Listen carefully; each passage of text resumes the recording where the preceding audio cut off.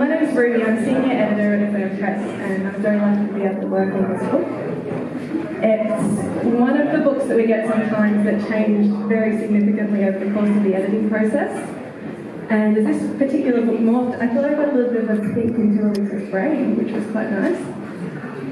What I saw there was an incredible store of knowledge, which Elise was somehow able to pull out and write up into really beautiful prose in like seconds. It's like, and say, could you do this? And next thing I know, there's just this whole screen of perfect writing from her. So she was incredible. Can you all hear me? Come in, yeah. Another thing that we find out pretty quickly about Elise is how much passion and drive she has. She wrote this book right from the start wanting to make things better for people, wanting to change people's lives. And I think, oddly for me, she sort of achieved that in a surprising way. Over the process, our little 30,000 word gifty guide to meditation became 60,000 words of science-backed insight, delving into how the brain works, and convincing even a skeptic like me that I should probably get onto this mindfulness meditation thing. I actually came to this book as one of those people who has a vague idea that I probably maybe should be doing meditation, but wasn't really my scene. Now I'm one of those people who's always telling you that you really should try meditation because it makes a really big difference, reeling off all these sciencey facts about how it changes your brain. So Elise has created a meditation monster, and I hope she creates many more, and I think she will. So I'll get Elise to speak now, but I hope you all know we're actually selling books over in the corner there, $18, which is a very special price just for tonight. Also, if you do get the book and you enjoy it, it's made it to number 2 on Amazon. I think Elise wants it to be number 1 for the rest of the year. So if you could write reviews on it and sort of get on there and support it, I know we'd all really appreciate it. And she'll also be signing afterwards. So without further ado, I hand over to Elise, and congratulations.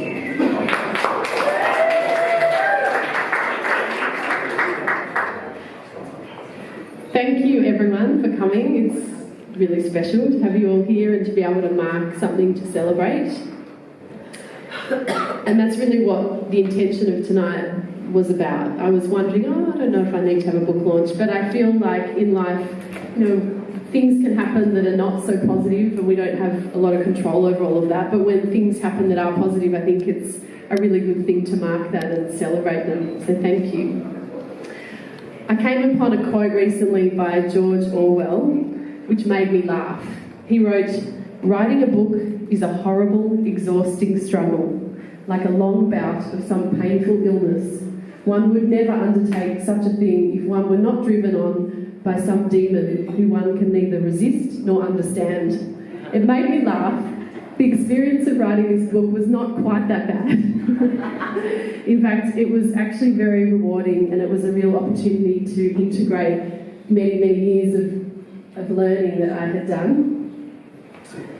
And before I just say a couple of words about the book, I just really wanted to take the opportunity to say my thank yous, because just like it takes a village to raise a child, it takes a tribe to write a book. And if I hadn't had the support, this book would not have come into the world as it has. So first of all, just to bring gratitude to my family, my mum, Mookie, my dad, John, Anton, my brother. On this occasion, I really want to just highlight the appreciation I have for my mum. As I've written in other places, I don't know what karma I have to deserve her as a mum, but everyone needs a Mookie in their life. Let's just say that.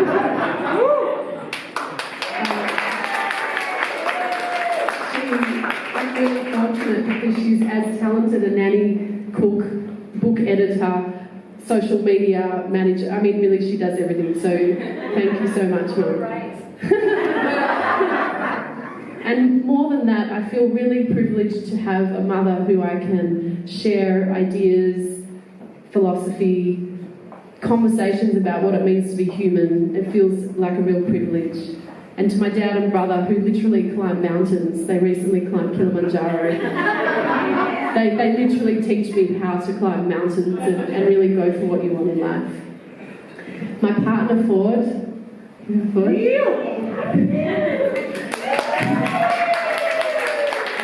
you.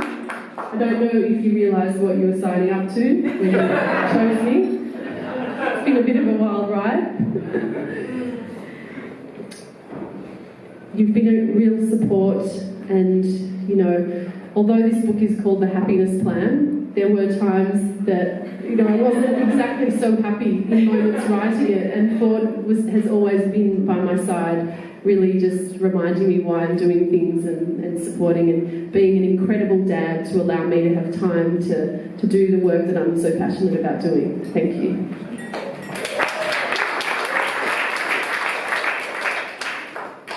Moving on to the book team.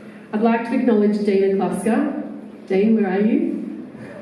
Dina actually catalysed this process. She runs the company Pitch Projects, and one day she came to me and said, have you ever thought of writing a book? I thought, oh, one day in maybe 10 years.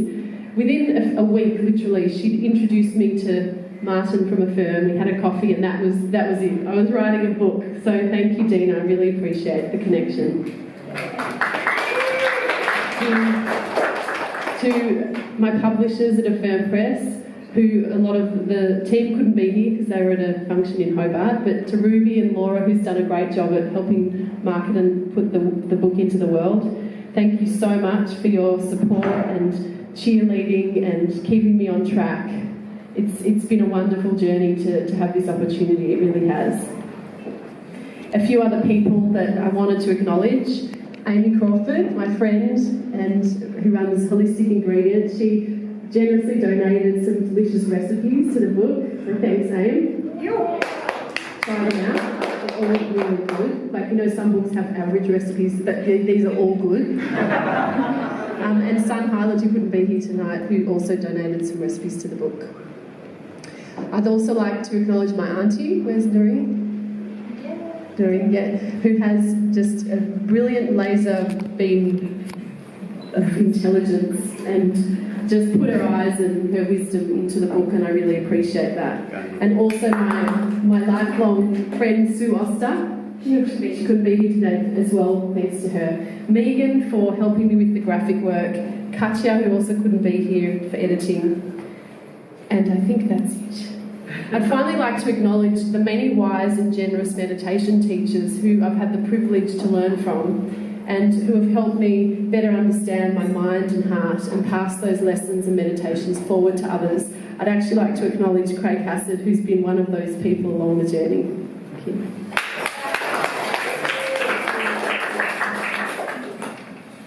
And finally, again, to all of you, I feel so grateful to have people like you in my life.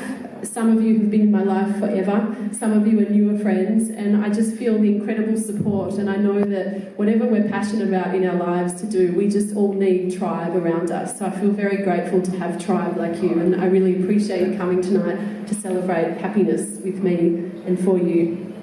So thank you. Just to finish, just a little bit about the book. So I'm told that I'm supposed to read from my book, just a little excerpt. So I just wanted to, I've actually got the first couple of paragraphs here, I just wanted to read them and then just share a very brief story about how this book came to be. So the book starts, few experiences can compare to holding a human brain. It was my first year of medical training. I was 19 years old, and as I stood in the cold, sterile dissection room with the brain in my hands, I wondered how a lifetime of memory, feelings and thoughts could arise from this 1 kilogram tofu-like substance. This fascination with the brain, coupled with my desire to help people live happy and meaningful lives, led me to a career in psychiatry. As I moved deeper into my career, I discovered that while psychiatry helped save people's lives, it often left the flourishing part of the equation to other people. I also realised that this was actually the part of the journey I was most passionate about. I wanted to support people in thriving, not just surviving. As many of you know, my journey from that point onwards has been windy and colourful as I tried to find a path with heart and a way to fulfil both my desire to make a difference in the world and also bring myself into greater alignment with my passions and with what I valued. It was a process of rejoining soul and role. As Parker Palmer, one of my mentors from afar, wise poet and social activist, wrote. He also wrote in his recent book a quote which really resonated for me: few of the well-paved paths in this society are paths with heart, paths that lead to meaning. Paths of that sort have to be hacked out of complexity and confusion. Meditation was, and still is, a really crucial ingredient that helps me hack through the complexity of being human, listen more deeply, see more clearly. It was what brought me to Mindful in May and to writing this book. And after witnessing the significant impact that Mindful in May has had for thousands of people around the world, it seemed a shame to have it available just for 1 month of the year. So the Happiness Plan is really an expression of my windy story and an integration of all the wisdom, science and practical tools for greater happiness that I've learned along the way. I've learned this through the conversations that I've been truly privileged to have with some of the world-leading wellbeing experts, neuroscientists, wisdom seekers and poets through the Mindful in May program. One of my all-time favourite interviews from Mindful in May, which some of you may have remembered, who actually have done it, it's going to feature in this one's year as well because I just love it so much, was with Mark Nepo. Who's read his books? Okay, well, take this as a gift from me to you. Go and find his books and read them. They're all wonderful. The most recent one is called The One Life You're Given. And in this book he writes, our dreams, goals and ambitions are all kindling to bring our gift into the world. All a fuel for the heart to exercise its aliveness. So the soul's journey is to discover what matters by making good use of your heart. Until, like a match, our light is revealed as our gift strikes against the needs of the world. How? By saying yes to life, by working with what we're given, and by staying in relationship to everything. Meditation has helped me stay in relationship to everything. It has helped me build inner resources to better manage the inevitable difficulties and challenges that come with being human. It's helped me appreciate the precious moments more fully, develop greater courage to take the risks needed to follow my passions, and ultimately, it's been a crucial ingredient to my deeper happiness and fulfillment.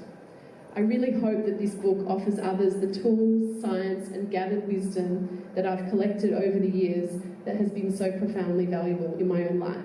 Thank you all for being here.